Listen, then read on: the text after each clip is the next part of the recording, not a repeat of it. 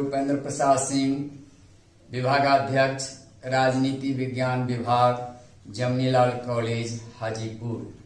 मैं आज आप लोगों को प्रजातंत्र के विषय में पढ़ाने जा रहा हूं। मुझे पूर्ण विश्वास है कि आप लोग इससे लाभान्वित होंगे।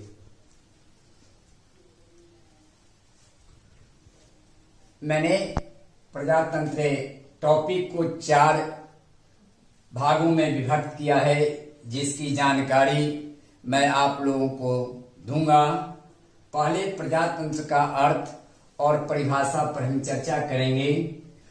दूसरा जो मैंने उसको बनाया है विषय सूची, उसमें प्रजातंत्र के गुण, तीसरा प्रजातंत्र के दोष, और अंत में मैं निष्कर्ष पढ़ाकर वर्ग को विराम दूंगा।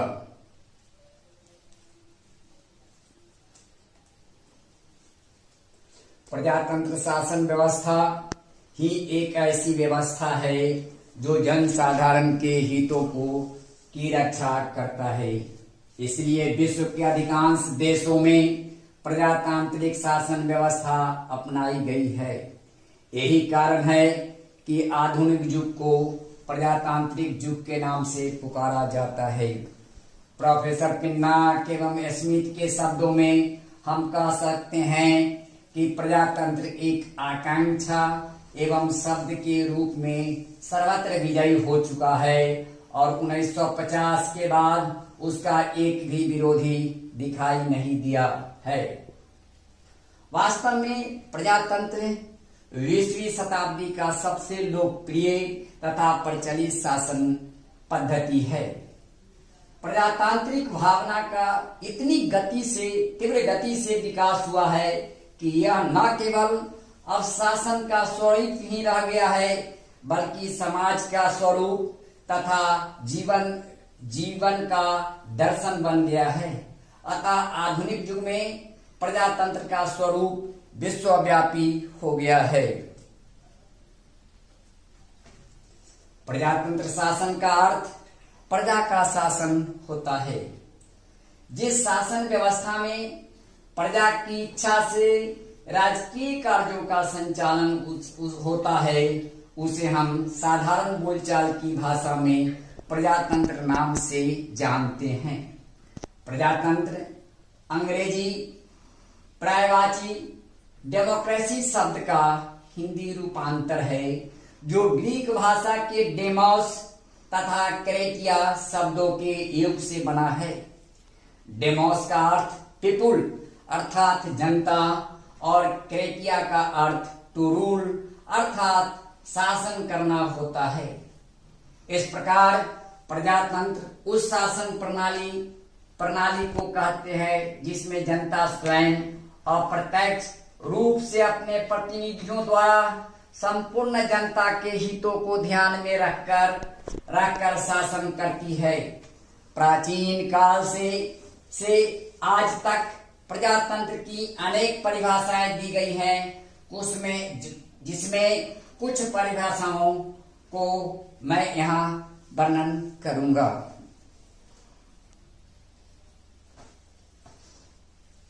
राजनीति विज्ञान के विद्वान हेरोडोटस ने प्रजातंत्र की परिभाषा देते हुए कहा है कि प्रजातंत्र उस शासन का नाम है जिसमें राज्य की सर्वोच्च शक्ति जनता में निवास करती है। ब्राइस महोदय ने प्रजातंत्र की परिभाषा देते हुए कहा है कि प्रजातंत्र को बोध ऐसे शासन यंत्र से है जिसमें शासन शक्ति किसी एक व्यक्ति या वर्ग विशेष में सीमित न होकर संपूर्ण जनता में स्थित रहती है। ऑस्टिन महोदय ने प्रजातंत्र की परिभाषा देते हुए कहा है कि प्रजातंत्र वह शासन है जिसमें जनता का अपेक्षाकृत बड़ा भाग शासन करता है। राष्ट्रपति अब्राहम लिंकन द्वारा दी गई सर्वाधिक प्रसिद्ध प्रजातंत्र की परिभाषा प्रजातंत्र की सर्वाधिक प्रसिद्ध परिभाषा का वर्णन हम इस प्रकार कर सकते हैं कि democracy is a government of the people, by the people and for the people.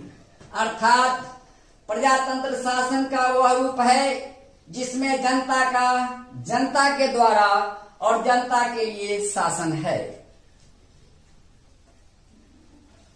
उपरिक्त वर्णित विभिन्न विद्वानों द्वारा दी गई प्रजातंत्र की परिभाषा अपूर्ण तथा संकीर्ण है, क्योंकि राजनीति विज्ञान के विद्वत गणों ने प्रजातंत्र के आधुनिक स्वरूप की व्याख्या करने में कोताही बरती है। आधुनिक युग में प्रजातंत्र अब सिर्फ शासन का रूप ही नहीं रह गया है, बल्कि व्यापक अर्थ में प्रजातंत्र शासन के स्वरूप के साथ ही साथ राज्य का स्वरूप तथा समाज का स्वरूप भी बन गया है। प्रजातंत्र शासन को जीवन का दर्शन भी माना जा रहा है। प्रोफेसर गिलिम्स ने प्रजातंत्र की परिभाषा देते हुए कहा है कि प्रजातंत्र केवल एक शासन का नाम नहीं है, वरन राज्य का भी एक रूप है तथा समाज के रूप का भी नाम है, या फिर तीनों का सम्मिश्रण है। निष्कर्षतः हम कह सकते हैं कि प्रजातंत्र का स्वरूप अधिक व्यापक है। प्रजातंत्र आदर्श जीवन पद्धति की खोज भी करता है। आधुनिक युग को प्रजातंत्र के गुण का हम वर्णन करेंगे कि आधुनिक युग को प्रजातांत्रिक युग के नाम से पुकारा गया है, क्योंकि विश्व के अधिकांश देशों ने प्रजातांत्रिक शासन पद्धति को किसी न किसी रूप में स्वीकार किया है। अतः प्रजातंत्र अत्यधिक लोकप्रिय शासन व्यवस्था मानी जाती है। इस शासन व्यवस्था के निम्नलिखित गुण है जिसकी हम चर्चा कर रहे हैं। पहला गुण, जन कल्याण का साधन। प्रजातंत्र जन कल्याण का साधन है। प्रजातंत्र में जनता के उन प्रतिनिधियों द्वारा शासन किया जाता है जिसका चुनाव जनता एक निश्चित समय के लिए करती है। इस व्यवस्था का मुख्य लक्ष्य जन कल्याण की प्राप्ति है। शासक वर्ग अपने अधिकार का प्रयोग भी जन कल्याण के लिए ही करते हैं। दूसरा, प्रजातंत्र का दूसरा गुण जनमत पर आधारित होना माना गया है। प्रजातंत्र जनता की सरकार है। इसका आधार जनता की सामान्य इच्छा है। जनता प्रतिनिधियों का निर्वाचन करती है और ये प्रतिनिधि जनता की इच्छा अनुसार कानूनों का निर्माण करती है तथा शासन का संचालन करती है। अतः हम कह सकते हैं कि प्रजातंत्र जनता का दर्पण है। तीसरा गुण, स्वतंत्रता, समानता और भ्रातृत्व पर आधारित। प्रजातंत्र का मूल आधार समानता, स्वतंत्रता और भ्रातृत्व की भावना है। इसके अंतर्गत जाति, वंश, संप्रदाय, धर्म, लिंग आदि का भेदभाव नहीं किया जाता है। प्रजातंत्र में सभी नागरिकों को अपने व्यक्तित्व का विकास करने का अवसर दिया जाता है तथा कानून की नजर में सभी समान होते हैं। हम लावेल महोदय के शब्दों में कह सकते हैं कि in a complete democracy no one can complain that he has not a chance to be heard.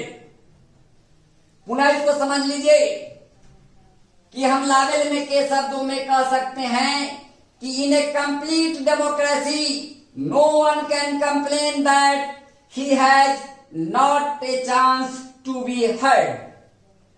चौथा गुण, सर्वाधिक कार्य कुशल शासन व्यवस्था है।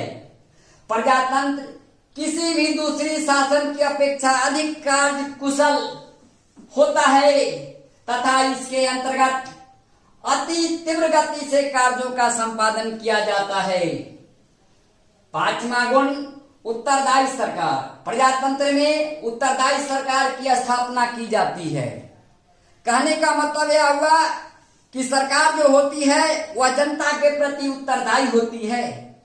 प्रजातंत्र में सरकार को स्वेच्छाचारी होने का डर नहीं होता है, क्योंकि जनता के प्रतिनिधि जब चाहे उन्हें पद से हटा सकती है, अतः वे मनमानी ढंग से स्वेच्छाचारी नहीं बन सकते हैं। छठा गुण राजनीतिक जागरण। प्रजातंत्र जनता में राजनीतिक जागरण लाने में सहायता करती है। शासन कार्य या चुनाव आदि में भाग लेकर जनता राजनीतिक कार्यकलापों के प्रति सजग रहती है, जिससे जनता में राजनीतिक चेतना जागृत होती है। प्रजातंत्र का सातवां गुण है कि क्रांति की कम संभावना होती है। तो प्रजातंत्र में शासन में क्रांति की कम संभावना रहती है, क्योंकि शासक वर्ग जनमत के अनुसार ही शासन का संचालन करता है, और यदि शासक अनुचित कार्य करती है तो जनता निश्चित समय के बाद उसे हटा सकती है। प्रजातंत्र का आठवां गुण है कि राष्ट्रीयता एवं देश प्रेम की भावना का प्रोत्साहन उसमें प्रजातंत्र शासन प्रणाली में होता है। प्रजातंत्र देश प्रेम और राष्ट्रीयता की भावना को प्रोत्साहित करती है। प्रत्येक व्यक्ति स्वयं अपने आप को कानून और शासन का निर्माता मानता है। प्रजातंत्र का नौवां गुण नैतिक गुणों का विकास। प्रजातंत्र शासन में व्यक्तियों के व्यक्तित्व तथा उसके नैतिक चरित्र का विकास होता है। अंतिम गुण के रूप में मैं वर्णन करने जा रहा हूं कि विश्व शांति का समर्थक होता है। तो प्रजातंत्र को विश्व शांति का समर्थक माना गया है। आज के युग में विश्व शांति एक अनिवार्य आवश्यकता है, जो प्रजातंत्र शासन के द्वारा पूरा किया जा सकता है। अब हम प्रजातंत्र के दोष के बारे में आप लोगों को बताएंगे। प्रजातंत्र शासन व्यवस्था की आलोचकों द्वारा कड़ी आलोचना की जाती है। अनेक आलोचक प्रजातंत्र को मोबोक्रेसी यानी ऊतंत्र के नाम से पुकारते हैं। टेरीलैंड ने प्रजातंत्र को बुरे लोगों का शासन कहा है, कुलीन तंत्र कहकर पुकारा, तो कार्लाइन ने इसे मूर्खों का शासन कहा है। अतः वर्तमान समय में प्रजातंत्र के आलोचना का मुख्य विषय प्रजातंत्र आलोचना का मुख्य विषय बन गया है। लूडो विसी ने कहा है कि प्रजातंत्र मृत्यु की ओर ले जाता है। इसका एकमात्र हम उत्तर दे सकते हैं कि प्रजातंत्र में दोष आ गए हैं, जिनका वर्णन हम निम्न प्रकार से कर सकते हैं। प्रजातंत्र का प्रथम दोष अयोग्यों का शासन। प्रजातंत्र एक अकुशल और अयोग्य शासन है। हम दो स्तरों पर प्रजातंत्र के दोषों को देख सकते हैं। इसको ऐसे भी हम कह सकते हैं कि दो स्तरों पर प्रजातंत्र के दोष परिलक्षित होते हैं। पहला, प्रजातंत्र में सामान्य जनता कम शिक्षित होती है। उनमें राजनीतिक चेतना का अभाव पाया जाता है। ऐसे लोगों के प्रतिनिधि भी अज्ञानी और अयोग्य होते हैं। दूसरी बात यह है कि संख्या के आधार पर निर्वाचित प्रतिनिधि भी अयोग्य ही होते हैं। दूसरा, प्रजातंत्र के दोष अनुत्तरदायी शासन। प्रजातंत्र व्यवहार में अत्यधिक अनुत्तरदायी शासन व्यवस्था है। प्रजातंत्र में उत्तरदायित्व का केंद्र बिंदु ढूंढना संभव नहीं तो कठिन अवश्य है। इसमें सरकारी कार्यों का उत्तरदायित्व किसी एक व्यक्ति या संस्था का हाथ नहीं होता है। इसीलिए किसी एक व्यक्ति को उत्तरदायी ठहराना कठिन है। आज अभी के इस कोरोना बीमारी के महामारी में आप देखते हैं कि केंद्र सरकार और पश्चिम बंगाल की सरकार में कोई भी गलत अपने को उत्तरदायी नहीं मानता है। राज्य सरकार का कहना है कि केंद्र सरकार द्वारा हमें किट नहीं दिया जाता है। केंद्र सरकार के अभिकर्ता जो गवर्नर हैं उन्होंने कहा है कि आज तक शपथ ग्रहण लेने के बाद मुख्यमंत्री माननीय ममता बनर्जी ने मुझसे एक बार भी इस बीमारी के बारे में या व्यवस्था के बारे में चर्चा नहीं की है। तीसरा दोष जो है बहुमत का अत्याचार। प्रजातंत्र में बहुमत का दुरुपयोग कर अत्याचार किया जाता है। प्रजातंत्र बहुसंख्यकों का शासन होता है। बहुमत के नाम पर मनमानी किया जाता है तथा अल्पसंख्यकों का गला घोट दिया जाता है। इसी कारण कुछ राजनीतिक वैज्ञानिकों ने इस बहुमत को क्रूर बहुमत के नाम से पुकारा है। चौथा, समानता की गलत धारणा। चौथा दोष जो प्रजातंत्र के बारे में कहा जाता है कि समानता की गलत धारणा है। प्रजातंत्र समानता की गलत धारणा पर आधारित है। प्रजातंत्र को समानता के आदर्श पर आधारित कहा जाता है, लेकिन व्यवहार में ऐसा नहीं होता है। वर्क महोदय ने कहा है कि प्रजातांत्रिक समानता एक भयानक प्रपंच है। चौथा दोष, पांचवा दोष कोड़ा आदर्शवाद है। प्रजातंत्र को कोड़ा आदर्शवाद कहा जाता है। प्रजातंत्र कोड़ा आदर्शवाद पर आधारित एक शासन व्यवस्था है। यह समानता, स्वतंत्रता और भातृत्व का रट लगाता है, लेकिन यह सिद्धांत कोड़ा आदर्श स्वप्न मात्र है।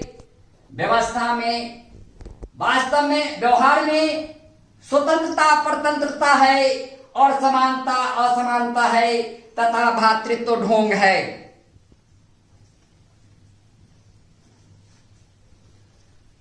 छठा, प्रजातंत्र के दोषों के वर्णन करते हुए कहा गया है कि सार्वजनिक धन और समय का इसमें अपव्यय होता है।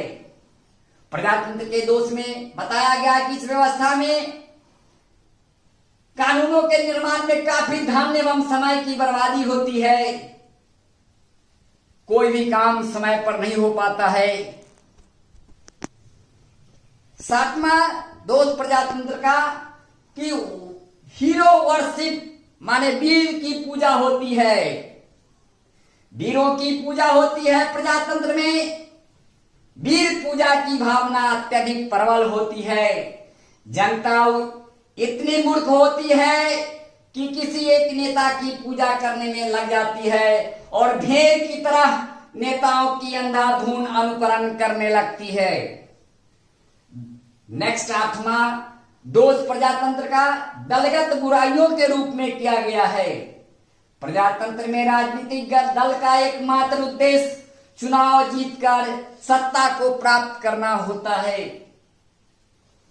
चुनाव जीतने के हेतु राजनीतिक दल विभिन्न प्रकार के हथकंडे अपनाते हैं, एक दूसरे को नीचा दिखाते हैं, संपत्ति